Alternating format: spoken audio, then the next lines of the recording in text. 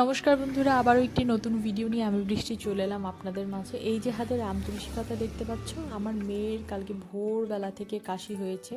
তো একটা বাড়ির গেটের সামনে আমি আগেই দেখেছিলাম, আমি না বলে নিয়ে এসেছি, মানে একরকম চুরি বলতে পারো, চুরি করে এই তুলসী পাতাগুলো নিয়ে এসেছি। আর এগুলো যে নিচ্ছি এটা কাকিমার বাড়ি বলেই নিয়েছি, আমার কিছু করার ছিল না। তো ওটা এসে রস খাওয়ানোর পর মেয়ের গিয়ে কাশি কমেছে। তো মেয়েকে টিউশনে দিয়ে আসার সময় টুকটাক কেনার ছিল, সেগুলো কিনে নিয়ে এসেছি। আর রান্না করার জন্য তেমন কোনো সবজি বা মাছ ঘরে ছিল না, দুটো পাকা পটল ছিল আর 3-4টে পাকা কাঁচা মিলিয়ে উচ্ছে ছিল।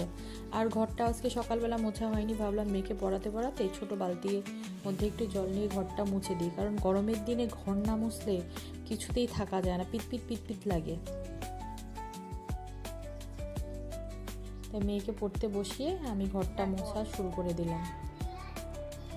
ওদিকে আবার 3-4 দিন ধরে ছোলা মটর তরকা ডাল এই হাবি ভিজিয়েছি, ভাবলাম এগুলো দিয়ে আর কী করবো, গাছ গজিয়ে গেছে, চাপাটি বানিয়ে ফেলি।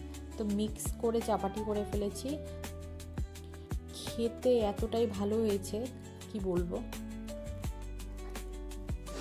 একটা কথা বলবো, আমার ভিডিওগুলো যদি তোমাদের সত্যি ভালো লেগে থাকে তাহলে প্লিজ লাইক করো, আর ভালো না লাগলে করার দরকার নাই, লাইক কমেন্ট সাবস্ক্রাইব কিছুই করার দরকার নেই। আসলে কি, লাইক কমেন্ট করলে ভিডিও বানানোর ইচ্ছেটা বেড়ে যায়। আর কালকের একটু সবজি ছিল, ভাবলাম চাপাটি দিয়ে খেয়ে নিই, খেলে পেটটাও ভরে যাবে, সবজিগুলো নষ্ট হলো না। আর সব কিছু কমপ্লিট করার পর ভাবলাম যে একটু ময়দাটা মানে আটাটা মেখে রাখি, কারণ পরের দিন টিফিন দিতে হবে। এটা হচ্ছে তার পরের দিনের ভিডিও। মেয়েকে পড়তে দিয়ে এসে আমার খিদে পেয়ে গেছিলো, ঘরে ডিম ছিল, দুটো ডিমই ছিল, ভাবলাম যে একটা ডিম ভাজবো, কিন্তু পেঁয়াজের পরিমাণটা এতটাই বেশি হয়ে গেল যে আমার বাধ্য হলাম দুটো ডিম দিতে। তো আমার ভীষণ খিদে পেয়েছিল, আমি দুটো ডিম ভেজেছিলাম, দুটোই খেয়ে নিয়েছি, মানে অর্ধেকটা খেয়েছি আর অর্ধেকটা দুপুরের জন্য রেখেছি। দুটো রুটি দিয়ে অর্ধেক ডিম খেয়েছি,